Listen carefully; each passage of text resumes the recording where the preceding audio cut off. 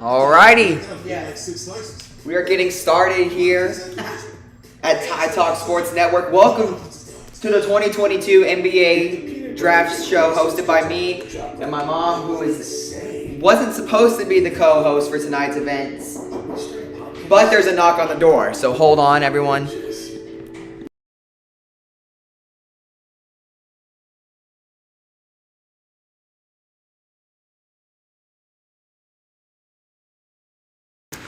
The player intros just have wrapped up, and the draft is about to start, hopefully after these commercials. A lot of buzz tonight here around the association. Hearing from Adrian Wojnarowski that Paolo Banchero has now emerged the odds to be the #1 overall pick by Orlando tonight. Imagine being in Houston knowing you traded away Christian Wood, thinking you were getting Paolo. And now he's about to go #1. And personally, if I'm the Magic, I like that pick. For tonight, I would expect a lot of craziness regarding trades. A lot of things been going down. Kyrie Irving, Kevin Durant. I'm not going to be surprised to see the Pacers decide to go crazy. Not going to be surprised to see a lot of stars on the move tonight. Tonight's going to be a big night and one of the biggest we've had in a while. A lot of build-up in the last 48 hours. The word is that there are a lot of trades getting ready to go down, and hopefully that's what lives up to it. We are ready to see it. My top three is I personally have Jabari Smith going #1 to the Magic. Even though Paolo has emerged as the odds, if I'm the GM, I'm going to go with Jabari. At 2, I got Paolo. And then at 3, I got Chet. Chet, who was supposed to be the #1 overall prospect in this draft, I have him lower on my board due to just what he doesn't bring in size. And I think that he doesn't have a very NBA-ready body. Here we go. And those two guys do. Bleacher Report, start, bench, cut, Jabari, Jet, Paolo. Go.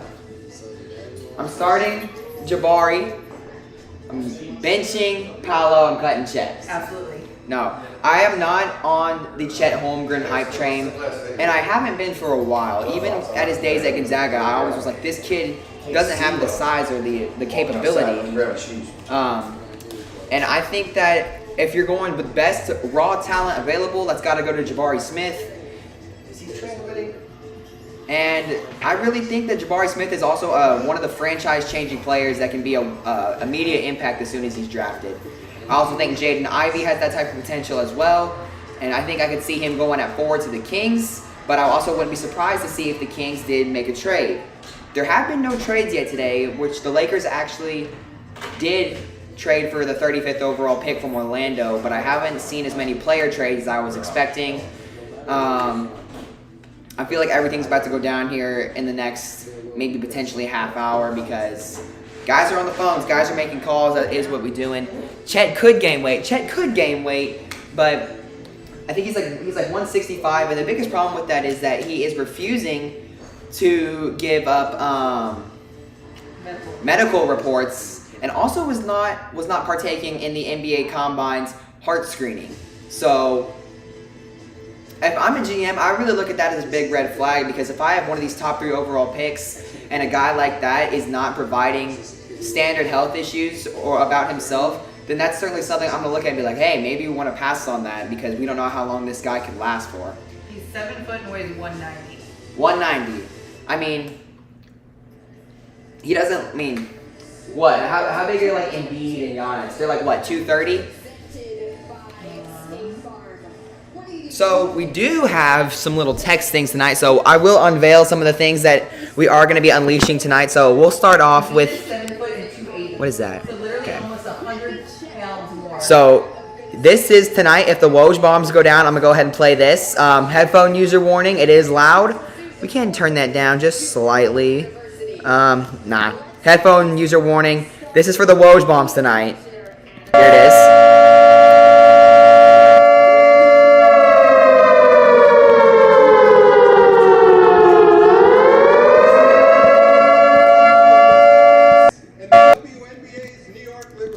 So that is the Woj bomb visual for in case, Adrian Wojnarowski decides to blow up phones tonight. Adam Silver is on the stage, so that means it is about to go down. Let's go ahead and get these visuals ready. Chat box is over on the Right side right here, so we can see everything that's going on tonight. But tonight is about to be quite possibly one of the biggest drafts, one of the most craziest league shake-up drafts in potentially quite some time. Real quick, just for fun, BMI on Chet Holmgren is technically healthy. At 7 foot tall and 190, his BMI is 18.9. 18.5 is unhealthy. And he's an athlete, so he's probably more in that unhealthy range because his body is literally eating him. As an athlete, yeah. Yeah, because his muscle mass isn't going to be able to keep up. So just saying, he talked smack and said that the best player in the NBA in a few months is going to be him, and I can't wait to watch him get bodied by Giannis or LeBron or Embiid or anybody coming down the lane. Yeah, and that's my biggest thing about Chet. He doesn't have snap like a twig. He doesn't have an NBA ready body to compete with the big dogs. I think Jokic could even take. I mean, Jokic is obviously. Jokic has probably got like 150 pounds on him. And like Jokic is a bigger dude. He doesn't have that much muscle. And I think Jokic obviously would take him to school. There's a lot of guys I think would take him to school. I mean, Jakob Poeltl could take him to school, to be honest, in my opinion. But yes, I'm here purely for comedic value. I do expect I wouldn't be surprised to see Chet Holmgren fall to 3. I think 3 is really where is the farthest he will fall. The Houston Rockets, that would be amazing. And I expect Jaden Ivey to go at 4, Keegan Murray to go at 5. I wouldn't be surprised to see the Pacers take Benedict Mathurin at 6. Yeah. I think so. For the Spurs, I want us to take Jalen Duren out of Memphis. What I like about him, he has a lot of upside. He has an NBA ready body at 18. He is so young. He is lengthy. He is big. He could be a true lob threat if the Spurs do keep DeJounte Murray. I'm hoping DeJounte Murray is still a Spur by the end of the night. DeJounte Murray is going to be a Spur. Quick warning about it. We had that meltdown last night. So you had a full-blown you lost your Jesus moment. Personally, for me, I want the Spurs to take Jalen Duren, but a lot of mock drafts have us taking like Shaedon Sharpe, taking Johnny Davis, and I wouldn't be surprised. And as the commissioner says, the Magic are now on the clock. Ooh, that text, you cannot see that. Hold on, let's make that, hold on. Let's make that darker. Hold on. What is that? I did not think it would look like that. It's all right. But the Magic are now on the clock, and then 2022 NBA Draft is underway. That looks better. Orlando on the clock, and I think this is where Jabari Smith will be going. And next up, we have OKC, Houston, Sacramento, and Detroit. I'm excited. I wouldn't be surprised to see Shaedon Sharpe maybe go at maybe like 5, but maybe 6, 7. AJ Griffin out of Duke, I could see him going. I wouldn't be surprised though, because I know that Portland is trying to get OG Anunoby with the 7th pick. So I am interested to see how that's going to go. If they are going to trade that in time, I am interested to see though when these trades will start. I don't know who the Bulls will take, Big Red, because, I mean, I don't know what the latest pick you guys have. Also, Dyson Daniels out of G League Ignite, I think he can be a really solid pick as well to pair next to a point guard. A Bull next year. We'll see.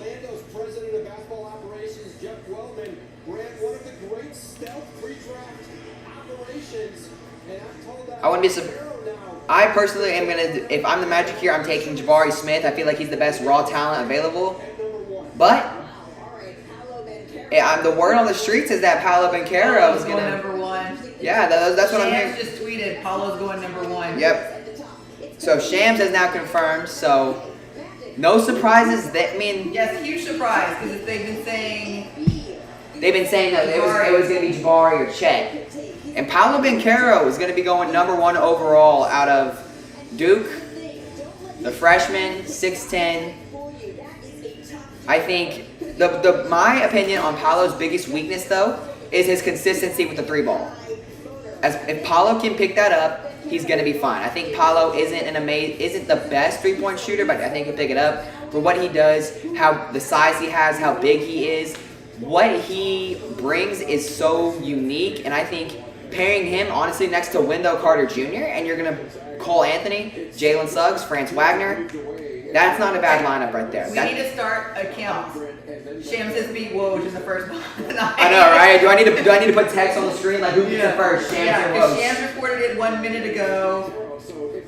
Woj reported it 25 seconds ago. How does that so look? It's Does that look 1-0 good? Shams. Okay, it does look good. Saying Banchero. Which is amazing because, Shams tried to outdo, Woj tried to outdo himself this morning by releasing the picks at like 7 a.m. I know, Everybody right? was Yeah, sleeping. no. My thing about what you said there, the 3-ball is, I think that's what the NBA lives and dies by now because, I think if you don't have a halfway consistent 3-ball, then it isn't going to be really fantastic because, that's what you need. You need to be able to have a stretch big. And let's throw the visual up. Oh, pick is in. Here we go. The pick is in, and it is about to be announced. I'm hearing vibrations. I need to make sure it's not a trade. No, it's not.